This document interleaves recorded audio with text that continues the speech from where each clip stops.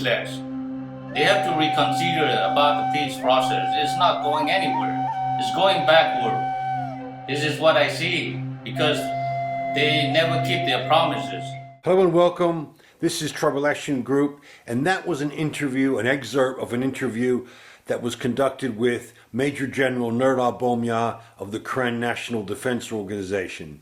It was done about 2 weeks before the coup, and he was basically giving us a rundown on the deteriorating situation inside Burma. As you may know, on February 1st, 2021, the Burmese military launched a coup placing the civilian leaders under arrest, including Aung San Suu Kyi.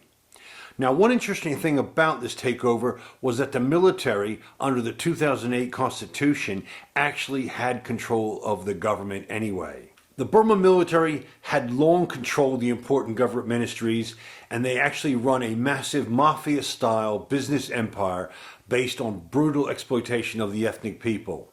Ethnic people who actually live in their regions, ancestral lands that make up over 60% of the total landmass.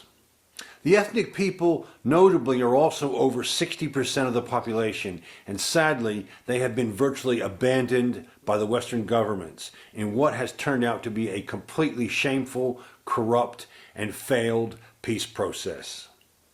Many ethnic people have commented about how the West has appeased the Burmese army for many years and excluded them, the ethnic people. Aung San Suu Kyi, who is ethnic Burman, has also lost her international credibility with her silence over the treatment of ethnic people and how she shamefully defended the military of genocide in the International Court of Justice.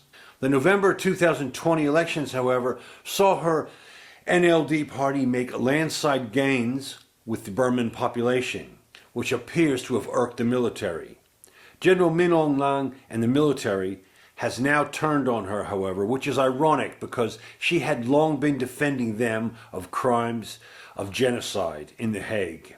So for Aung San Suu Kyi, her chickens have come home to roost, and it could be said that the Burman military simply sacked their public relations team by arresting her and her NLD cronies.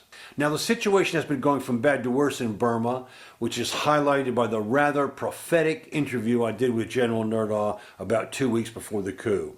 So let's go to this interview now and see how he was then describing the situation. The situation right now is very critical. We want the international community to take it seriously about the situation in Burma. People are they're afraid of the Burmese army, and these people are very brutal, and they're killing, murdering, and then you can't dance with the devil. For example, on Aung San Suu Kyi, she was rewarded with Nobel Peace Prize. Then she has to live up to the standard. If she doesn't live up to the standard, and then people will take it away, take it back from her. So we are urging international community, they don't deal with this devilish government. They're so evil. The current situation in the KNU administrative areas right now, it's not very good, brother. Because the Burmese army, they are deploying the troops into the Korean territories, especially in the 5th Brigade, the 3rd Brigade, and the 1st Brigade areas. The intention is to take over the Korean territories. They want to make new roads without the permissions of the Korean government. That's why right now there are some skirmishes happening. The Burmese are actually executing genocide on the Korean people and also to the other ethnic groups, other ethnic people. They're committing genocide and they're killing, they're raping women and burning our houses, and they are exploiting our resources in the Korean state and also in some other ethnic areas. All they want to do is to dominate, to control, and to make you afraid of, so that they can get control of it. They're using Burmanization to control us. They want to erase our culture, our history, and they want to also erase our identity. What we want to do is to preserve our identity. As a nation, we're so proud of to be what we are, and as well as the other ethnic groups, they feel the same thing. They want to preserve their culture.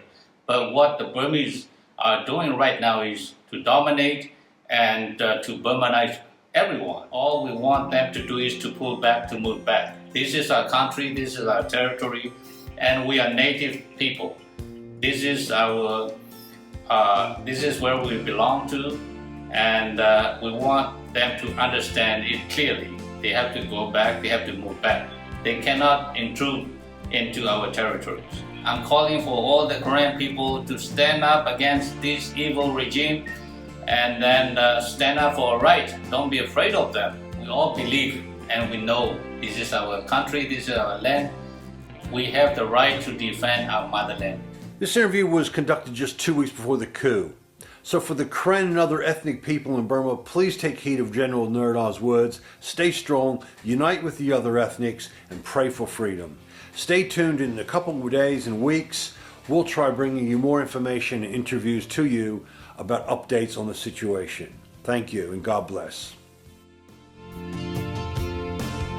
This is our country, this is our land. We have the right to defend our motherland.